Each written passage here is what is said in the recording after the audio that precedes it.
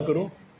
हे सर्वसमर्थ थोर आणि पवित्र सॅश परमेश्वरा देव बाप्पा, तू राजांचा राजा, तू प्रभूंचा प्रभू, तू थोर महान परमपवित्र सनाधीश परमेश्वर आहेस आणि तूच आमचा तारणारा देव ख्रिस्त आहेस. तुझी दया सनातन आहे, ती आमच्यावर आहे म्हणून तुला धन्यवाद. देवप्पा, आज तुझ्या वचनाची भाकर मोडत असताना प्रभू तू आम्हाबरोबर राहा आणि तुझं गौरव देवप्पा तू आम्हाद्वारे करून घ्या. नम्रतेची कळकळीची विनंती प्रार्थना करतो. काय चुकल्यास देवप्पा तू आम्हाला क्षमा कर. ही लहान प्रार्थना आमचा धन्य ताळणारा प्रभू श्री ख्रिस्त मागतो नाही बाप्पा, आमेन. मागच्या रविवारी आपण जो विषय घेतला होता संदेशाचा, तो होता तुम्हास शांती असो, नाही का. सगळ्या कठीण आणि अस्थिर अशा परिस्थितीमध्ये पण प्रभू श्री ख्रिस्त आपल्याला शांती देतो असं आपण पाहिलं होतं. त्यामध्ये आपण 2 उदाहरणे घेतली होती. हिजकिया राजा, त्याच्यावर सनेरीब राजा चाल करून आला, प्रचंड सैन्य होतं. तो प्रथम मंदिरात गेला, त्याने प्रार्थना केली. ती प्रार्थना देवाने ऐकली. यशया संदेशाने निरोप पाठवला आणि परमेश्वराच्या एकाच देवदूताने सनेरीब राजाची 1,85,000 सैन्य एकाच रात्रीत मारून टाकले. आणि याचं ॲप्लिकेशन केलेलं आपल्याला आपण इतिहासामधलं बघितलं. विन्स्टन चर्चिल, इंग्लंडचे पंतप्रधान, आणि त्यांनी त्यांच्यावर जेव्हा हिटलर बॉम्बिंग करत होता तेव्हा त्यांनी काय केलं, मंदिरात गेला, प्रार्थना केली, स्थिर शांत राहिला. प्रभूची शांती त्याला मिळाली आणि नंतर त्यांचाच विजय झाला. देवबाप्पाची स्तुती असो. आजच्या संदेशाचा विषय आहे 153 मासे, 153 फिश, 153 मासे.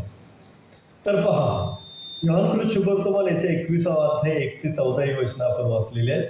आणि पुनरुत्थानानंतर प्रभू श्री ख्रिस्ताने शिष्यांना गालिल समुद्राच्या किनाऱ्यावर दर्शन दिलेलं आहे. आणि इथं असं झालेलं आहे की शिष्य मासे पकडायला गेलेले आहेत आणि रात्रभर त्यांना मासे सापडले नाहीत. आणि पहाटे प्रभू येशू ख्रिस्त तिथं आलेला आहे किनाऱ्यावर. आणि मग ते 7 शिष्य जे आहेत त्यापैकी पेत्र तर आहेत, थोमा पण आहे, नतनेल पण आहे, जब्दीचे पुत्र आहेत याकोब, योहान, आणि त्याचा प्रिय शिष्य योहान हा पण आहे. आता तो त्याचा येशू ख्रिस्ताचा प्रिय शिष्य योहान, तो पहिले त्याला येशू ख्रिस्ताला ओळखतो की तो प्रभू आहे म्हणून. आणि मग येशू ख्रिस्त त्यांना सांगतो, पहिले त्यांना विचारतो की तुमच्याकडे काय खायला आहे का. ते म्हणतात नाही. तेव्हा तो म्हणतो उजव्या बाजूस जाळे टाका. आता रात्रभर यांना काही मासे मिळालेले नाही आणि येशू ख्रिस्त म्हणतो उजव्या बाजूला जाळे टाका. आणि ते ऐकून ते त्या येशू ख्रिस्ताच्या शब्दावर विश्वास ठेवून ते उजवीकडे जाळे टाकतात. आणि मग त्यांना भरपूर मासे मिळतात. आणि इतके मासे मिळतात की ते जाळं त्यांना उडवत नाही. आणि मग शिष्यांची मदत घेऊन ते किनाऱ्याला वगैरे येतात. तर देवबाप्पाची स्तुती असो. हे पुनरुत्थानानंतर झालेलं आहे. पुनरुत्थानाच्या आधी पण असंच एक प्रसंग झालेला आहे. तो आपण पाहूया. लुककृत शुभवर्तमान 5वा अध्याय.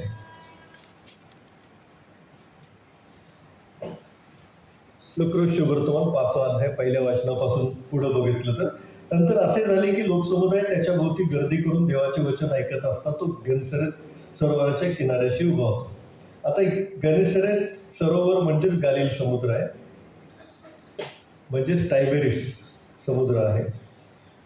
त्याची ही नाव आहे, गन्नेसरेत, टायबेरिस, गालिल समुद्र. तेव्हा त्यांनी सरोवराच्या किनाऱ्याला लागलेले 2 मशवे पाहिले. त्यातील कोळी खाली उतरून जाळी धुवत होते. त्या मशव्यापैकी एक शिमोनाचा होता. शिमोन म्हणजे पेत्र. त्यावर चढून तो किनाऱ्यापासून थोडासा लोटावा म्हणून त्याने त्याला सांगितले. मग तो मशव्यात बसून समुदायांना शिक्षण देऊ लागला. किनाऱ्यावर तो आला, येशू ख्रिस्त. तिथे एक पेत्राचा, शिमोन पेत्राचा मशवा होता. त्याच्यावर तो चढला आणि थोडंसं पाण्यात तो लोटून तो लोकांना संदेश देऊ लागला की त्याचा आवाज सगळ्यांना ऐकू जाईल म्हणून तो थोडासा त्यांच्यापासून बाजूला होऊन पाण्यामध्ये बोटीत उभा राहून तो संदेश देऊ लागला. आणि आपलं बोलणे संपल्यावर त्याने शिमोनला म्हटले, खोल पाण्यात टाका, मग मासे धरण्यासाठी तुम्ही आपली जाळी खाली सोडा. इथं काय सांगितलेलं आहे, खोल पाण्यात टाका. आणि तिथं पुनरुत्थानानंतर काय सांगितलेलं आहे, उजवीकडे टाका. देवबाप्पाची स्तुती. शिमोनाने त्याला उत्तर दिले, गुरुजी आम्ही सारी रात्र कष्ट करून काही धरले नाही, तरी आपल्या सांगण्यावरून मी जाळी सोडतो. सेम प्रसंग आहे, सिनॅरिओ. रात्रभर यांनी जाळी टाकलेत पण यांना काही भेटलेलं नाही. आत्ता पण पुनरुत्थानानंतर पण तसंच झालेलं आहे. रात्रभर त्यांनी प्रयत्न केलेला आहे. पहाटे पहाटे प्रभू श्री ख्रिस्त त्यांना दिसलेला आहे. काही नाही म्हणले, आमच्याकडे खायला काही नाही मिळालं. आणि आता पण तसंच झालेलं आहे. रात्रभर त्यांनी जाळी टाकलेली आहे लूक 5 मध्ये. मग त्यांनी तसे केल्यावर माशांचा मोठा घोळका जाळ्यात सापडला आणि त्यांची जाळी फाटू लागली. पहा, येशू ख्रिस्तांनी सांगितलं खोल पाण्यात टाका, आणि तिथे टाकल्यावर मात्र माशांचा मोठा घोळका त्यांना मिळालेला आहे.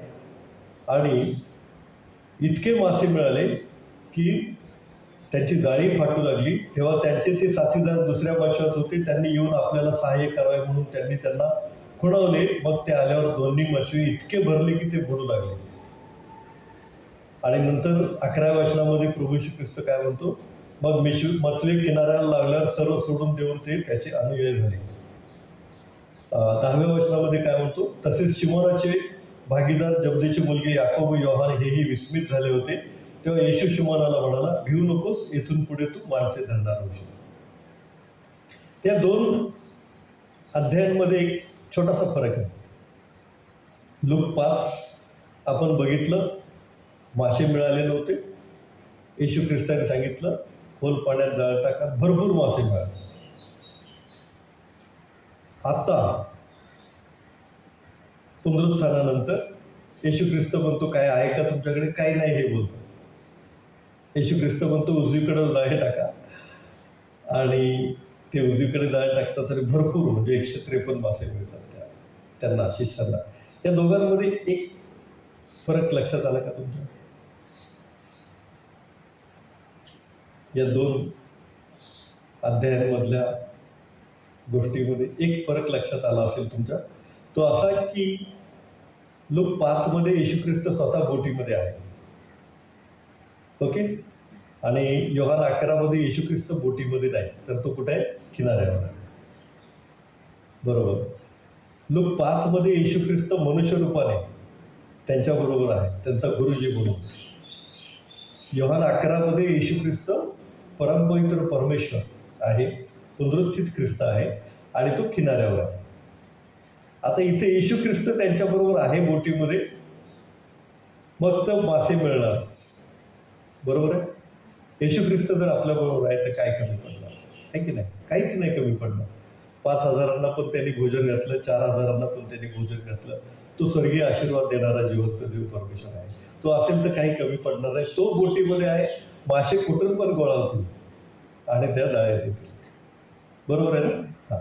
आणि आता इथं योहान 11 मध्ये येशू ख्रिस्त जरी बोटीमध्ये नाही तरी तो कुठं आहे? किनाऱ्यावर आहे.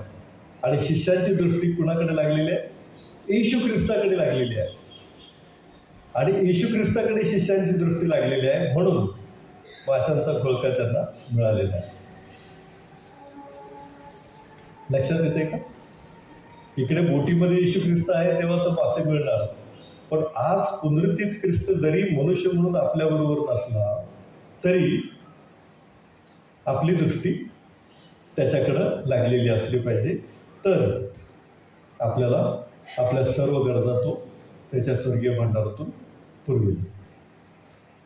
स्तोत्र काय म्हणतो? मी आपली दृष्टी परतोकडे लावतो, मला सहाय्य कोठून येईल? आकाश पृथ्वी यांचं उत्पन्न करता परमेश्वर याचपासून मला सहाय्य येते. देवबापाची स्तुती असो. आपली नजर, आपली दृष्टी, आपलं मन, आपलं हृदय प्रभू श्री ख्रिस्ताकडे जर लागलेलं असेल तर आकाश आणि पृथ्वी यांचं उत्पन्न करता जो परमेश्वर आहे तो त्याच्या संपत्तीतून देईल. म्हणजे इतकं अफाट त्याची संपत्ती आहे, इतकं अफाट त्याचं वैभव आहे की त्यातून तो आपल्याला जे देईल ते भरपूरच देईल. कधी कुठल्याही गोष्टीची कसलीही कमतरता पडणार नाही. तेव्हा पण शिष्यांना भरपूर मासे दिले, आत्ता पण शिष्यांना भरपूर मासे दिले. तेव्हा येशू ख्रिस्त स्वतः त्यांच्याबरोबर होता, आणि इथे त्यांची दृष्टी, शिष्यांची दृष्टी कुठं लागलेली होती? प्रभू येशू ख्रिस्ताकडे लागलेली होती. म्हणून आपली दृष्टी आकाश आणि पृथ्वीवरचं उत्पन्न करता जो परमेश्वर त्याच्याकडे लागलेली असली पाहिजे. आणि म्हणून स्तोत्र 23 मध्ये दावीद राजा काय म्हणतो? माझे पात्र आटोकाट भरून वाहत आहे. आणि खरोखर अतिशय लीन आणि नम्र असा असलेला हा सेवक देवाचा दास दावीद याचं पात्र काटोकाट भरून वाहिलं. तो एक साधा मेंढपाळाचा मुलगा, मेंढर राखणारा मुलगा, पण त्याला परमेश्वराने इस्रायलाचा राजा बनवला. येशू ख्रिस्त त्याला थोर असं म्हणतो. आणि येशू ख्रिस्ताचं वचन आहे, यरुशलेमची शपथ वाहू नका, कारण ती थोर राजाची नगरी आहे. येशू ख्रिस्त पण दावीद राजाला मानतो. परमेश्वर पण म्हणतो, माझा सेवक दावीद मला माझ्या मनासारखा मिळाला आहे. याचं कारण काय? दाविदाची दृष्टी परमेश्वराकडे लागलेली होती. दाविदाचं मन सदैव परमेश्वराकडे लागलेलं होतं. सदैव तो स्तोत्र लिहित असे, सदैव तो देवाचं गीत गाणी लिहित असे. आणि तो देवापुढे आणि मनुष्यापुढे अतिशय नम्र होता. देवापुढे पण आणि मनुष्यापुढे पण अतिशय नम्र होता. त्याच्या पंक्तीला मोठे मोठे लोक, राजकुमार वगैरे बसत असत, पण आपल्याला माहिती आहे त्यांच्या पंक्तीला एक लंगडा, अगदी भिकाऱ्यासारखी अवस्था असलेला मनुष्य बसत होता. काय त्याचं नाव?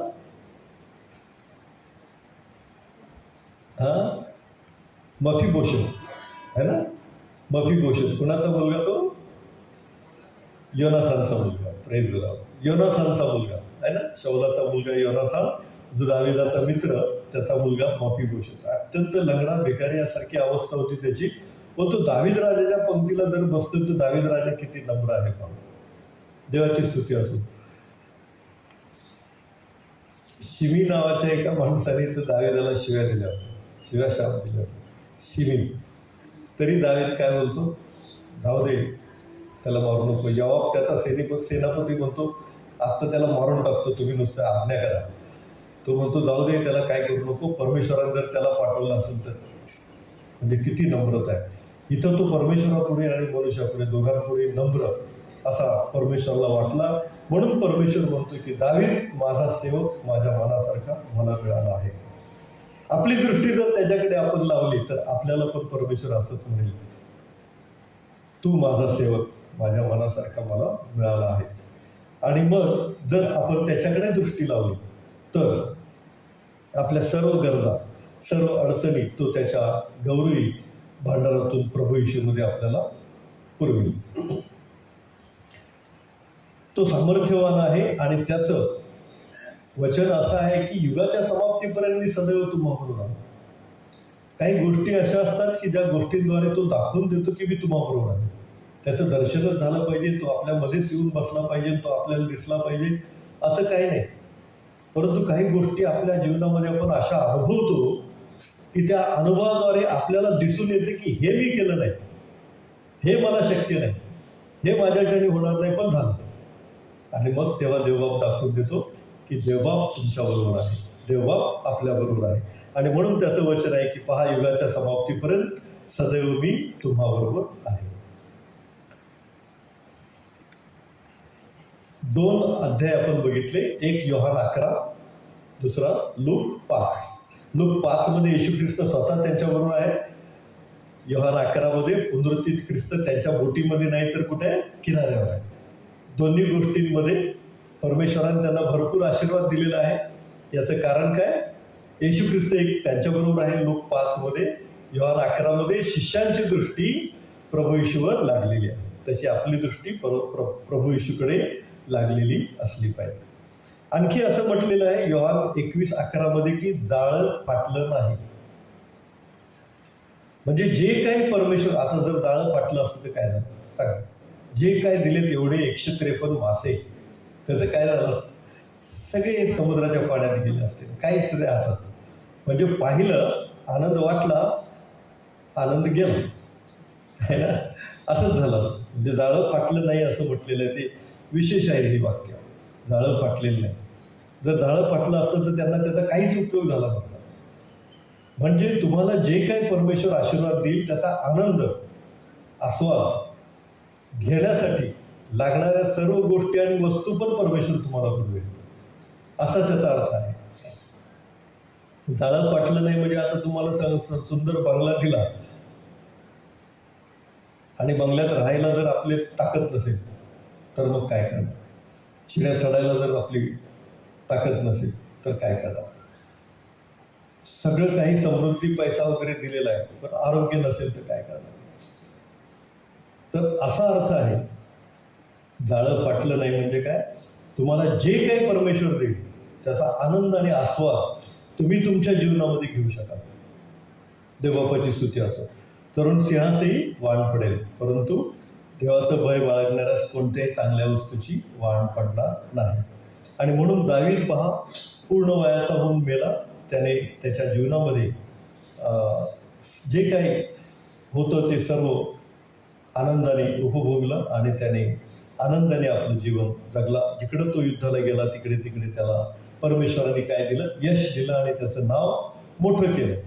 म्हणजे तरुण सिंहासही जरी वाण पडली तरी तुम्हाला आणि मला कसल्याही चांगल्या वस्तूची वाण पडणार नाही, असं स्तोत्र 34:10 मध्ये म्हटलेलं आहे. चांगल्या वस्तूची वाण पडणार नाही. परमेश्वर आपल्याला देतो, फक्त आपली दृष्टी कुठं लागलेली असली पाहिजे? प्रभू येशू ख्रिस्ताकडे, परमेश्वराकडे आपली दृष्टी लागलेली असली पाहिजे. इथं माशांचा नंबर दिला. किती मासे सापडले पेत्राला? 153. आणि ही पहा पुनरुत्थानानंतरची घटना आहे आणि त्यामुळे 153 हा आकडा पण दिलेला आहे. आणि त्यावेळेला जगामध्ये जे देश होते ते 153 होते. आता थोडी संख्या वाढलेली आहे जगातल्या देशांची. याचं कारण पहिले भारत होता, मग भारतापासून पाकिस्तान झाला, पाकिस्तानपासून पुन्हा बांगलादेश झाला आहे ना. असे काही देशांची संख्या आता सध्या वाढलेली आहे. परंतु तेव्हा येशू ख्रिस्ताच्या काळात जगामध्ये 153 देश होते. आणि 153 देशात जाऊन काय करायचं आहे? सुवार्ता सांगायची. काय करायचे? सुवार्ता सांगायचे. सर्व जगात सुवार्ता सांगितली जाईल तेव्हा शेवट होईल, असं पण उच्चार आहे. आणि सर्व जगात जाऊन सृष्टीला सुवार्ता सांगा, त्यास पित्याच्या, पुत्राच्या, पवित्र आत्म्याच्या नावात बाप्तिस्मा द्या. मी जे तुम्हाला आज्ञा दिली आहे ते तुम्ही त्यास आज्ञापाळत शिकवा, नाही का? आणि पहा, युगाच्या समाप्तीपर्यंत सदैव मी तुम्हाबरोबर आहे, असं येशू ख्रिस्त फक्त 28:19-20 मध्ये म्हटलेलं आहे. तर देवबापाची स्तुती असो. 153 देशांमध्ये जाण्याची आणि सुवार्ता सांगण्याची जबाबदारी प्रभू येशू ख्रिस्ताने काय कुणावर टाकलेली आहे? शिष्यांवर टाकली. मग ती त्यांनी पेलवली का? हो, पेलवली. कारण आता जगभरात सुवार्ता जी झालेली आहे त्याची सुरुवात, नांदी त्यांच्यापासूनच झालेली आहे. ते अहोरात्र फिरले, डोंगर, दऱ्या, नाले, समुद्र त्यांनी पार केले. इतक्या लांब इस्रायलला जायला भारतापासून विमानाने 8 तास लागतात. इतक्या लांब बोटीने थोमा आला भारतात. येशू ख्रिस्ताचा 12 मधला एक शिष्य, त्यांनी बांधलेली चर्च केरळमध्ये आजही आहे. त्याच्या पायांचे ठसे केरळमध्ये त्या बांधलेल्या चर्चमध्ये एका ठिकाणी माल्याटोर या ठिकाणी आजही आहे. मी स्वतः ते पाहिले. माल्याटोर केरळमध्ये आहे. देवबापाची स्तुती असो. या शिष्यांनी जगामध्ये उलथापालथ केली आणि जगामध्ये देवाची सुवार्ता सांगण्याचा प्रयत्न केला. त्यावेळेला येशू ख्रिस्त कशावरून फिरत असे? गाढवावरून फिरत असे, नाही का? किंवा चालत पायी फिरत असे. आणि तेव्हा ही कल्पना करणं, जगात सुवार्ता सांगणं म्हणजे फार मुश्किल मधलं मुश्किल गोष्ट. परंतु येशू ख्रिस्ताने सांगितलं जगामध्ये सुवार्ता घालून नाही, आणि ती गेली सुवार्ता.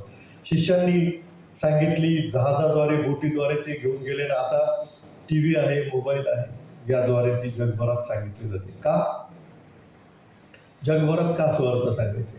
त्यांना येशू ख्रिस्ताचं नाव कळलं पाहिजे. का? त्याचंच रक्त पवित्र आणि शुद्ध आहे, त्याच्याद्वारे तारण होतं, पापक्षमा मिळतो. आणि हे त्यांना का सांगायचं आहे? कारण त्यांना न्यायाच्या दिवशी संधी मिळायला नको.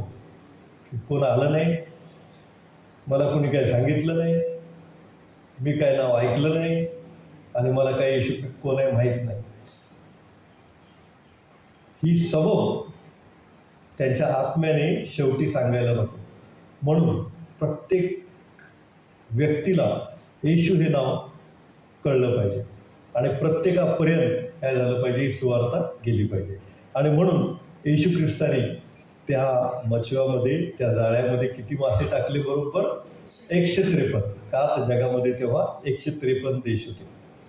आता आपण असा पण विचार करूया, किनाऱ्यावर जो येशू ख्रिस्त होता त्याच्याकडे काय होती? ती विस्त होता, कोळसा होता, मासा होता. कुठून आला? भाकर पण होती त्याकडे. शिष्यांनी मासे आणायच्या आधी त्याच्याकडे सगळं ते तयार ठेवलं होतं त्याने. म्हणजे येशू ख्रिस्ताला किती काळजी आहे शिष्यांची. शिष्य म्हणजे तुम्ही सर्व आले, मी आलो, शिष्य आणि सेवक त्याचे, नाही का? आपली त्याला किती काळजी आहे की तो भाकर, मासा, कोळसा, विस्तो सगळं घेऊन उभा आहे, तयार आहे. जस्ट आपण जायचं आहे, ते जेवायचं, खायचं. ही सगळी तयारी येशू ख्रिस्त करून तयार आहे आपल्यासाठी, तुमच्यासाठी, माझ्यासाठी, त्याच्या शिष्यांसाठी. आता एक प्रश्न, यांनी रात्रभर जाळी टाकली, त्यांना मासे नाही भेटले शिष्यांना. ही पुनरुत्थानानंतरची घटना आपण पाहतोय योहान 11 रात्रभर जाळी टाकून हे मच्छीमार असून यांना मासे का नाही भेटले? याचं कारण आपण थोडक्यात पाहूया. आत्ताच वाचलं आपण लूक 5:10 की मी तुला माणसे धरणारे करीन. काय बोलला होता येशू ख्रिस्त? मी तुम्हाला माणसे धरणारे करीन. म्हणजे हे पाचारण होतं, ते सेवेचं होतं, ख्रिस्ताच्या सेवेचं होतं. येशू ख्रिस्त सांगायचं होतं. आणि येशू ख्रिस्त न सांगता हे गेलेत कुठं? गालिल समुद्रावर. कुठं? मासे धरायला. गालिल हे त्यांचं गाव आहे, तिथं त्यांचं घर वगैरे आहे, प्रपंचाची काळजी आहे, त्यांना गोष्ट कबूल आहे, फॅमिलीची काळजी आहे. परंतु यांना जी मिशन दिलेलं आहे, मिशन माणसं धरणारे मी तुम्हाला दिली, त्या मिशनपासून थोडं विचलित झालं तर प्रभू येशू ख्रिस्त काय करतो? पुन्हा ऑन द ट्रॅक, पुन्हा काय करतो? लाईनवर पुन्हा त्या शिष्याला आणतो. देवबापाची स्तुती असो, ही येशू ख्रिस्ताची आपल्यावर असलेली काय आहे? प्रीती आहे. म्हणजे पहिलं कारण हे, त्यांना मासे काय नाही भेटले, तर ते त्यांच्या मिशनपासून काय झाले? थोडेसे विचलित झाले आणि माणसे धरण्यापेक्षा ते मासे धरायला पुन्हा गेले. म्हणून त्यांना मासे रात्रभर नाही मिळाले. पण त्यांचं अख्खं कष्ट रात्रभरचं वाया गेलेलं आहे.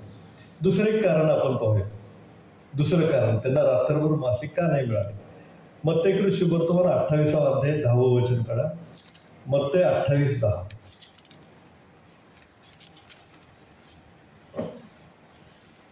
तेव्हा येशूने त्यास म्हटले, येऊ नको, जा आणि हे माझ्या भावास सांगा, यासाठी की त्यांनी गालिलात जावे, तिथे मी त्यांच्या दृष्टीस. शिष्यांना आज्ञा केली की तुम्ही गालिलात जा आणि तेथे मी त्यांच्या दृष्टीस पडेल. ही शिष्यांना काय केलेली आज्ञा, बरोबर? मग हे शिष्य आता कुठे गेले? गालिलमध्ये गेले. 3 प्रांत आहेत ना इस्रायलमध्ये, यहुदा प्रांत, शमरोन प्रांत आणि गालिल प्रांत. तर आता कुठे गेले ते? गालिल प्रांतामध्ये गेले शिष्य. ओके, पण गालिल प्रांतामध्ये कुठं जायला सांगितलं होतं त्यांना? त्याच अध्यायात 16 वचन, 28-16 बघताय.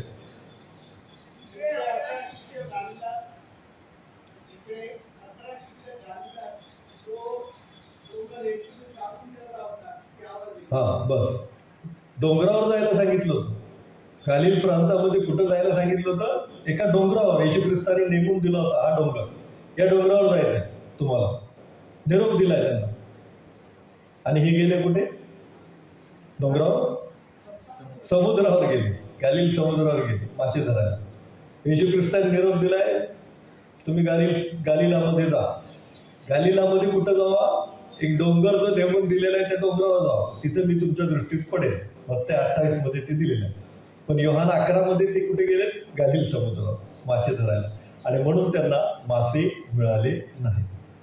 हे आज्ञापालन न केल्याचा परिणाम. कशाचा परिणाम आहे? आज्ञापालन न केल्याचा परिणाम. आदामाने पण असंच केलं होतं, आज्ञापालन केलं नाही, त्याचं एक शासन त्याला भेटलं. तर आपण पण जर आज्ञापालन नाही केलं तर अशी अवस्था कधी कधी होऊ शकते की बाबा आपण करतो पण आशीर्वाद नाही, करतो पण यश नाही. कारण देवाने जे सांगितलंय ते आपण मन लावून तत्परतेने, अधिक विश्वासूपणे, अधिक चांगलं कसं करता येईल तसं केलं पाहिजे. 2 कारणं मी तुम्हाला सांगितली. शिष्यांना मासे न मिळण्याची 2 कारणं. पहिलं काय होतं? माणसं धरणारी कधी, असं येशू ख्रिस्त म्हणाला आणि हे मासे धरायला गेले. दुसरं कारण काय, गलीलमध्ये जावा, मी सांगितलंय त्या डोंगरावर जावा, अशी येशू ख्रिस्ताची आज्ञा होती. हे गेले कुठे, मासे धरायला गलील समुद्रावर, आणि म्हणून त्यांना मासे मिळाले. तरीही देवप्रीती आहे, बरोबर आहे ना. याचा अनुभव आपल्याला मिळतो. येशू ख्रिस्ताची प्रीती आपल्यावर आहे, देवप्रीती आहे, आणि तो आपल्यावर सदैव प्रीती करतो. ती आगापे प्रीती आहे. आम्ही त्याला काही नाही दिलं तरी तो सर्वस्व त्याचं द्यायला आपल्याला तयार आहे. जरी हे मासे धरायला गेले तरी येशू ख्रिस्ताची प्रीती त्यांच्यावर इतकी आहे की येशू ख्रिस्त त्यांच्या जेवणाचं सामान घेऊन किनाऱ्यावर त्यांची वाट पाहत आहे, हे सगळं रेडी आहे. ही देवबापाची प्रीती जी आपल्यावर आहे त्याची आपण जाणीव ठेवली पाहिजे. आपली दृष्टी कुठं लागली पाहिजे, प्रभू येशू ख्रिस्ताकडे लागलेली असली पाहिजे. तर आपल्याला भरपूर पुरून उरेल असा आशीर्वाद परमेश्वर काय करतो, आपल्याला देतो. एक वचन वाचा, फिलिप 4:19. फिलिपेकरास पत्र 4 अध्याय आणि 19 वचन. माझा देव आपल्या संपत्तीनुरूप तुमची सर्व गरज ख्रिस्त येशूमध्ये गौरवाने पुरवी. पहा, देवबापाची स्तुती असो. माझा देव आपल्या संपत्तीनुरूप तुमच्या सर्व गरजा ख्रिस्त येशूच्या ठाई गौरवाच्या द्वारे पुरवी.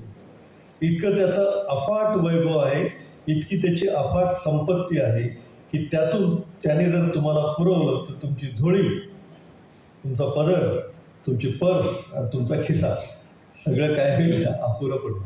इतका परमेश्वर तुम्हाला काय देईल, आशीर्वाद देईल. फक्त आपली दृष्टी कुठं लागलेली असली पाहिजे, प्रभू येशू ख्रिस्ताकडे लागलेली असली पाहिजे. 153 मासे म्हणजे काय, 153 देश आणि जगामध्ये जाऊन सुवार्थ सांगायचे. म्हणून आपल्याला जर सुवार्थीची संधी मिळाली तर ती सोडायची नाही. जर कोण आला आपल्या सानिध्यात, जबरदस्ती नाही, बळजबरी पण नाही, आणि एक वचन पण असं आहे की जो ऐकत नाही त्याला सांगायचं पण नाही. पण ज्याला गरज आहे, जो आजारी आहे किंवा ज्याला गरज आहे किंवा जो कशा तरी त्रस्त आहे, त्याच्यासाठी प्रार्थना करून सुवार्थीची संधी मिळाली तर घ्या. पुष्कळ विवंचनेमध्ये, पुष्कळ अडचणीमध्ये, पुष्कळ अस्वस्थतेमध्ये लोक असतात, तेव्हा त्यांच्यासाठी सहज प्रार्थना करा. एक उदाहरण सांगतो.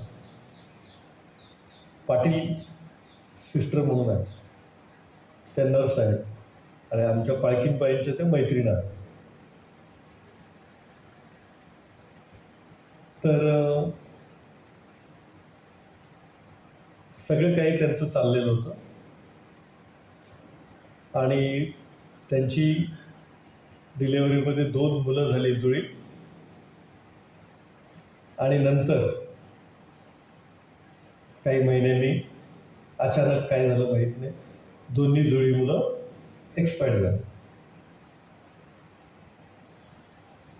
मग फार दुःख झालं त्यांना. ते दुःख सहन होण्याच्या पलीकडं त्यांचं दुःख होतं.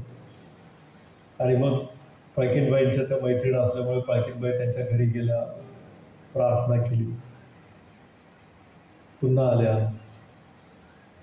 पुन्हा गेल्या, पुन्हा त्यांचं सांत्वन केलं, प्रार्थना केली, पुन्हा आल्या. त्यांना असं वाटलं की थोडंसं शांती मिळते त्या प्रार्थनेद्वारे.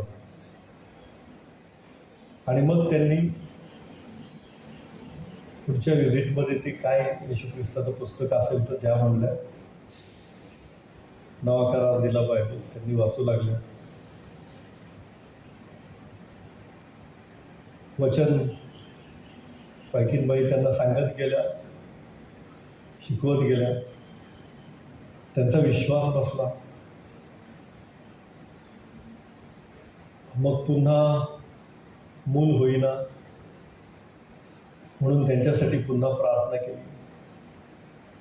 आणि मग त्या स्वतः म्हणाल्या की मी बॅप्टिस्मा घेते.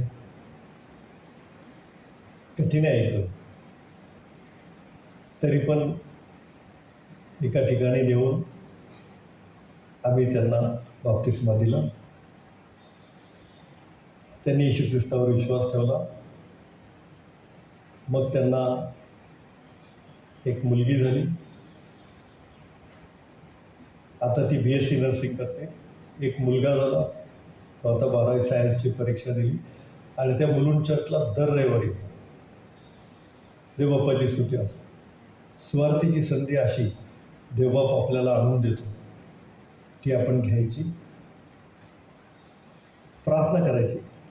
देवबाप त्यांच्या अंतःकरणाचं पालट करेल. कारण बी जमिनीमध्ये पेरलं, रात्र सरली, दिवस उगवला, त्याला अंकुर फुटला आणि हे कसं झालं हे मला समजलं नाही, असं आपल्याला शास्त्र सांगतं. तो वचन सांगायचं, सेवा देवाची करायची. त्यांच्या मनाचा पालट कधी देवबाप देईल आपल्याला समजणार नाही. याचं श्रेय पण आपण घ्यायचं नाही, ते देवच पालट करतो. आपण कोणीही नाही, आपण केवळ त्याचे सेवक, त्याच्या राज्याचे कारभारी आहोत. तर 153 मासे म्हणजे काय? 153 देश. आपण प्रार्थना करूया.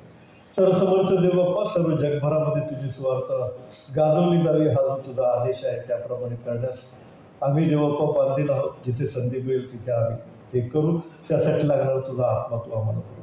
आमचा धन्यता आणणारा प्रभू येशू ख्रिस्ताला मागतो आणि कृपा. आमेन.